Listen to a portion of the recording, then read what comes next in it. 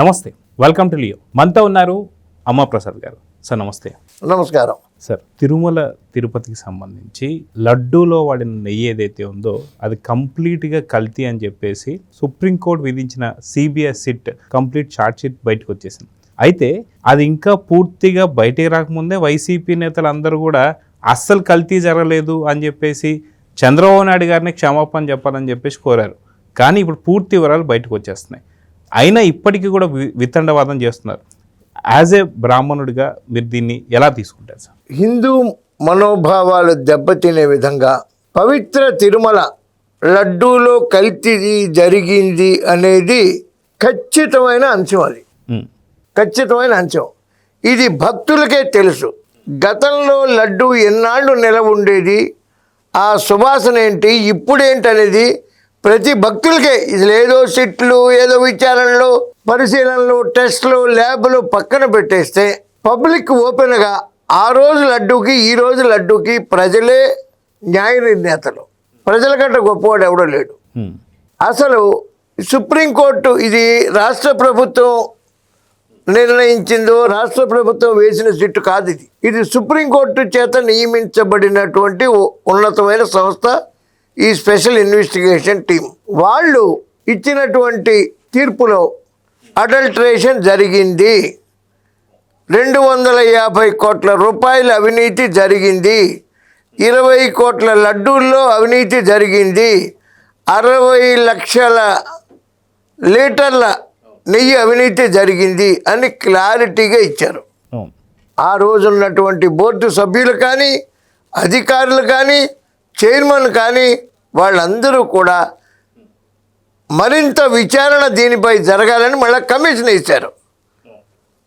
వాళ్ళు ఇచ్చినటువంటిది ఒక తీర్పు ఇచ్చారు, ఇలా జరిగిందని. ఇప్పుడు ఈ కమిషన్ దోషులు ఎవరో తేల్చవలసిన బాధ్యత ఇప్పుడు ఈ కమిషన్ మీద ఉంది. అప్పన్న కోర్టులో వాళ్ళ యొక్క బ్యాంక్ అకౌంట్లో 6 కోట్ల చిల్లర డబ్బులు వచ్చినట్టు ఇవన్నీ కూడా ఉన్నాయి. కొంతమంది మా అకౌంట్లు విచారించకూడదని కోర్టుకెళ్ళి కూడా ఆర్డర్ తెచ్చుకున్నారు. ఇవన్నీ ప్రజలు తెలుసుకోవాలి.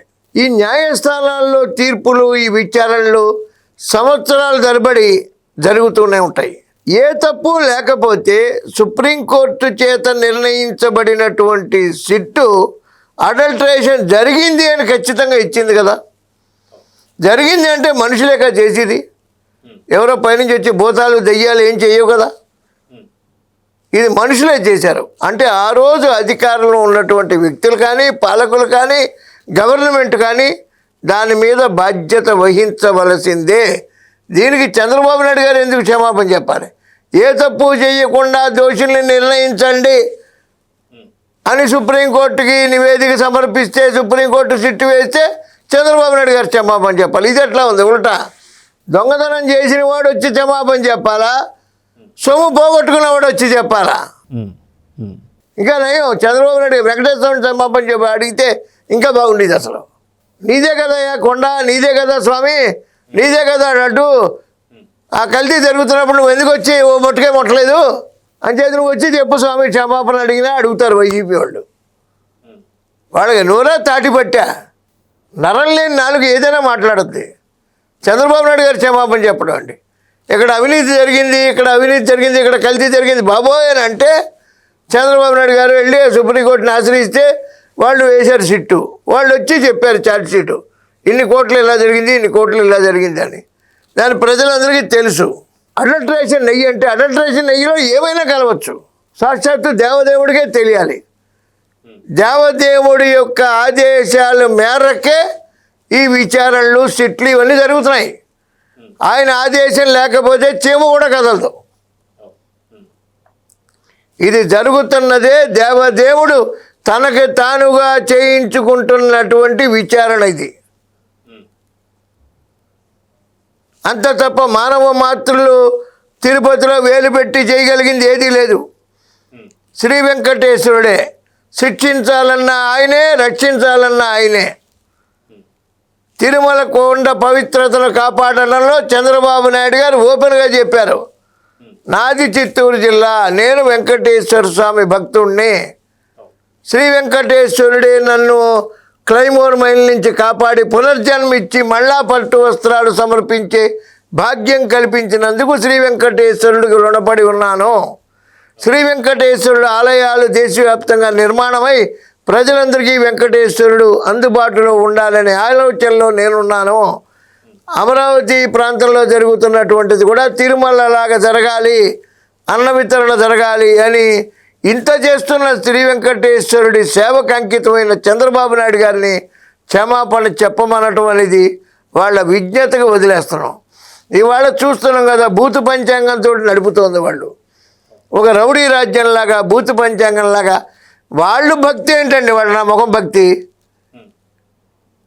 భక్తుడికి ఉంటుందండి. చాగంటి వారిని, గరికపాటి వారిని ఆదరించి మంచి సాంప్రదాయం, సత్సాంప్రదాయం నెలకొల్పాలని చంద్రబాబు నాయుడు గారు పెట్టుకుంటే వాళ్ళేమో బూతులతోటి, వాళ్ళు ఏం బూతులు మాట్లాడుతున్నారండి? వాళ్ళ నాయకులు, వాళ్ళ చంద్రబాబు నాయుడు గారిని క్షమాపణ చెప్పమనిది. 200 దేశాల్లో సుమారు చంద్రబాబు నాయుడు గారు అంటే ఒక విజనరీ లీడర్గా భారతదేశం మొత్తం గర్వించదగ్గ స్థాయిలో ఉన్న నాయకుడిని వీళ్ళు క్షమాపణ చెప్పమంటాం ఏంటండి? గతంలో మీరు వైసీపీకి సంబంధించి బ్రాహ్మణ కార్పొరేషన్ కూడా మీరు కొంత విధులు నిర్వహించారు. మీకు వైసీపీకి సంబంధించిన చాలామంది నేతలు కూడా మీకు బాగా తెలుసు. వాస్తవానికి వాళ్ళు బ్రాహ్మణులకి ఏదన్నా ఒక సహాయం చేశారు? ఎందుకు చేస్తారు? బ్రాహ్మణ కార్పొరేషన్ పెట్టిందే చంద్రబాబు నాయుడు గారు. బ్రాహ్మణ కోఆపరేటివ్ సొసైటీ నేను చైర్మన్ చేసిన పెట్టిందే చంద్రబాబు నాయుడు గారు. ఇవాళ ఆ సొసైటీ 200 కోట్లతోటి కలకల ఆడుతుందంటే only because of Chandrababu Naidu గారు. ఏదైనా చంద్రబాబు నాయుడు గారు విజన్ ముందు ఎవరు సరిపోరండి. ఏదైనా చేస్తే ఆయన చేయాలి, వీళ్ళేం చేస్తారండి? వాళ్ళు బ్యాంకు గుమాస్తాలాగా బటన్ నొక్కారు, అది కూడా అప్పులు చేసేసి.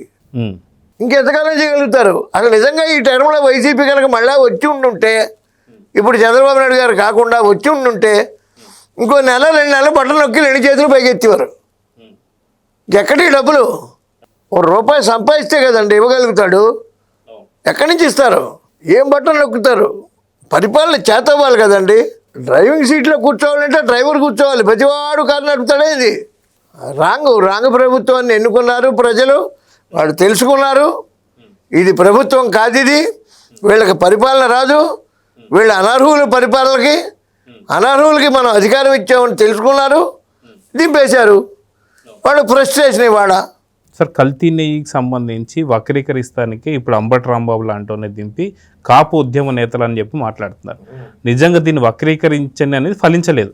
మళ్ళీ కంప్లీట్ ఇప్పుడు ఏదైతే ఉందో విచారణ కూడా జరగబోతుంది.